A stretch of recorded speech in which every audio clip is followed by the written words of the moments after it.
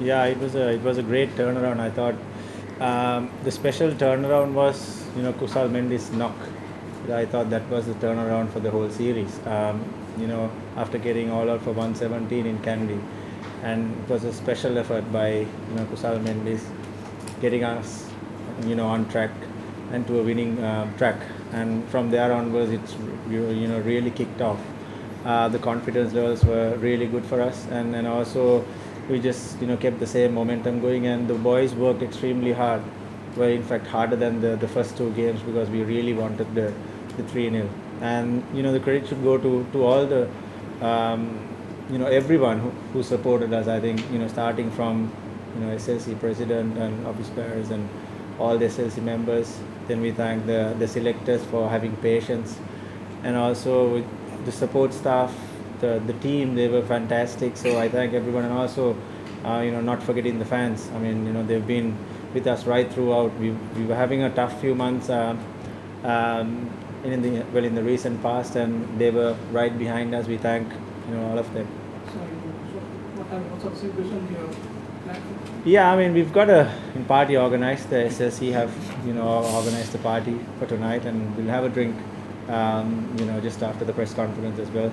So it is unbelievable. I mean the feeling that the whole dressing room is unbelievable, and yeah, it's a fantastic moment for all of us. Thanks. And you obviously won Test series in England 2 years ago as well. Where does this series bring the Kings towards now? Yeah, this is one of the top series Your for. best time? Yeah, I would say England and the Australian series. We created history, and I think once again the whole credit should go to the whole team. I think those two are the standouts of my career as a captain so far, and I think captain is as good as a team. The credit should go to the whole team, and it was a fantastic effort by all of them. Angelo, even though England was a tough tour and they were the number one team in the world, did you think you were a chance, just given their record in Asia against the Asian team, which has been horrible? You mean the Australians? Yeah. Well, I think yeah, I've been hearing these things. I mean, the Australians haven't played well in Asia. About the wickets and all that. I think we as a team have played better cricket than the Australians, and I think I said it just before the start of the tournament as well. Our boys played better cricket than them. I think regardless of them having a bad record in Asia, they're still the number one team, and to beat them is you got to take a it has to be a fantastic effort. So I think we played better cricket than them. I mean, we had to fight really hard. They gave us a real fight in the last test match as well. We had to fight really hard. I mean, well, commiseration to the Australian, but I think they're going to come back hard at us for in the one days. Angelo, can we get your assessment of your man of the series and what he means to your team? He was just doing things. Yeah, I mean, he was just fantastic. He, as I said at the post-match interview, he was bowling in one leg. He had a growing strain. He got hit in the abdominal, and he was struggling right throughout. Then onwards, and he had a growing strain, and he couldn't run and jump. So he was just landing the ball still with one leg, and it's unbelievable. I mean, the effort that he has put in right throughout the series, more than 25 wickets, if I'm not mistaken, and yeah, I mean, one of the best I've ever seen, especially in these conditions. The batsmen are having a nightmare facing him.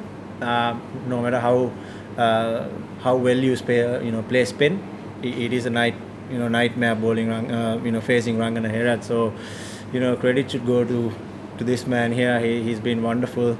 He's been a great team man and the most senior player. I mean, he's been nothing but valuable for us. Angelo, before the start of the test series, you expressed some kind of regrets that the fast bowlers not being available for selection because of injury. But would you acknowledge that was some kind of a blessing in disguise that you were able to pack the team with spinners so that we can deliver? And the second question, why was there a delay in setting up the opening pair in the second innings? Yeah. The answer for the first question, yes. As I said, after the first test, it was a blessing in disguise. We could have played Surangal Akmal, but still we had Dilruwan and Rangana Herath, but it was a blessing in disguise. We had to play Sandakan. We had no other choice but to play Sandakan because all the fast bowlers go down. And then, as I said, it was a blessing in disguise. Sandakan coming in, debut game, he had a brilliant, fantastic game. And second innings, Kaushal Silva was struggling with his split finger, so we thought, well, might as well send Dilruwan for that 5 overs, and then Kaushal was trying his batting out at the nets, and he got a little bit delayed. So we thought, it's just 5 overs, so let Dilruwan go and have a bat. But then we lost the early wicket, and then we thought, Kaushal should go and bat, and he was fantastic. I thought, he had, 6 stitches on his webbing, and he fought really hard, and he was down and out with confidence, and should thank the selectors for having faith in them.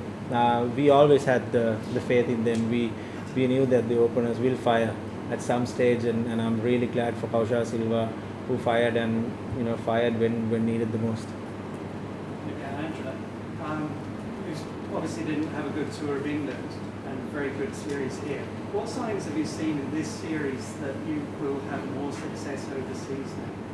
Yeah, definitely. I mean, especially the batters on extreme conditions, the way Kusal Mendis, the way Dhananjay De Silva batted, I thought we have some real talent in our dressing room. I mean, all we've got to do is overseas, we've got to prepare ourselves to the best of our ability. The next tour is Zimbabwe and South Africa. It's going to be tough tours for us.